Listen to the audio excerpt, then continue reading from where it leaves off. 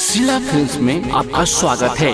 अगर आप भी चाहते हैं कि शीला फिल्म्स का ऑडियो वीडियो सबसे पहले आप तक पहुंचे, तो लाल बटन को दबाकर चैनल को सब्सक्राइब करना न भूलें और साथ में घंटी वाला बटन जरूर दबाएं।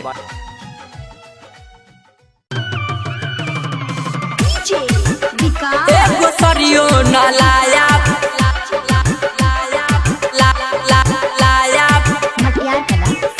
एगो सरियो न लाया तारी पी के पड़ल रहे सारी रतिया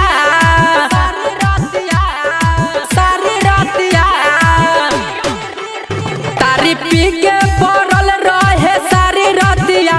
एगो सरियो न लाया भतार नतिया, एगो सरियो न लाया भतार नतिया। टाटी तूरे खींच के मारे हमके चोटिया, टाटी तूरे खींच के मारे हमके चोटिया। एगो सरियो न लाया भतार नतिया, एगो सरियो न लाया भतार नतिया। ये सखी भतार नतिया एगो सरियो न लाया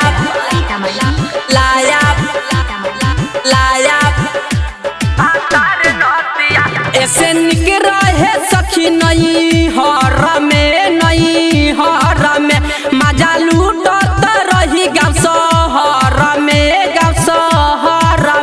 एगो सरियो न लाया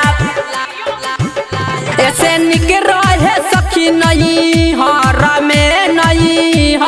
में मजा लूटत रही गाँव शहर में।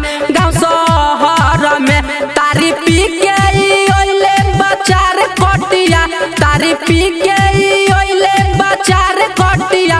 एगो सरियो न लाया भतार नतिया, एगो सरियो न लाया भतार नतिया। एगो सरियो न लाया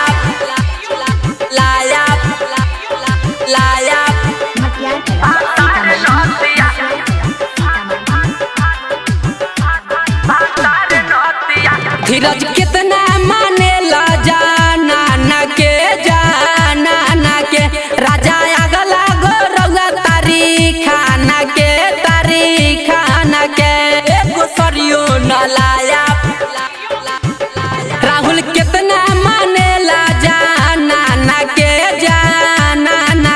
राजा अगला गोरौआ तारी खाना के। तूफानी मोल तूफानी मोले न हमरो ई सारी बतिया। एगो सरियो न लाया भतार नतिया, एगो सरियो न लाया भतार नतिया। तूरे खींच के मारे हमके चोटिया, ताटी तूरे खींच के मारे हमके चोटिया। एगो सरियो न लाया भतार नतिया, एगो सरियो न लाया भतार नतिया। ये सखी रिकॉर्डिंग स्टूडियो ढाका।